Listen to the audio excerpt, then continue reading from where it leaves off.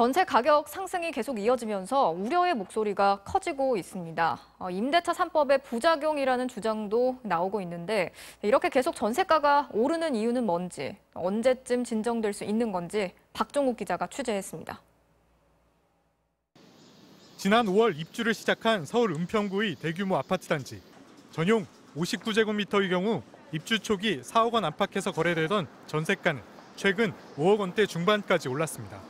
전세 물량이 한 개도 없어요. 종로나 강남 수준으로 가격을 확 올리는 분이 가끔 계셔서 그런 매물만.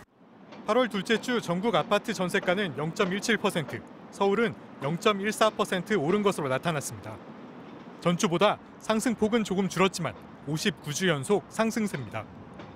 이처럼 전세가가 계속 오르는 이유는 임대차 3법 때문에 전세 공급 물량이 크게 줄었기 때문이란 분석이 있습니다. 실제 임대차법이 시행된 이후 서울 전세 물량이 15% 이상 줄었다는 겁니다.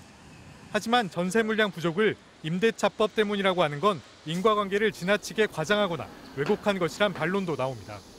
임대차 시장에서 이미 월세가 60% 이상 차지할 만큼 저금리 상황에서 월세로 전환은 불가피한 흐름인데다 전세 연장이 많아 시장에 나오는 물량은 줄 수밖에 없다는 겁니다. 수요 측면에서 원인을 찾는 시각도 있습니다. 연이은 부동산 대책으로 집값 상승 전망이 불투명해지면서 당장 집을 사느니 일단 관망하면서 전세로 살겠다는 사람들이 늘어났다는 분석입니다.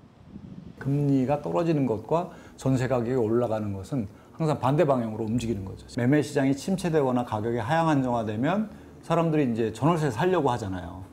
그러니까 임대 시장에 문제가 생기는 거죠. 정부는 향후 공급이 충분해 가격 급등 가능성은 적다는 입장이지만 근본적으로 전세 가격을 안정시키려면 7% 수준에 불과한 공공임대 비중을 보다 높여야 한다는 지적이 나옵니다. 또 신규 단지 등 임대차법의 적용을 받지 않는 곳에서 인위적인 가격 인상 가능성도 있는 만큼 이에 대한 보완책도 필요하다는 지적입니다. MBC 뉴스 박종욱입니다.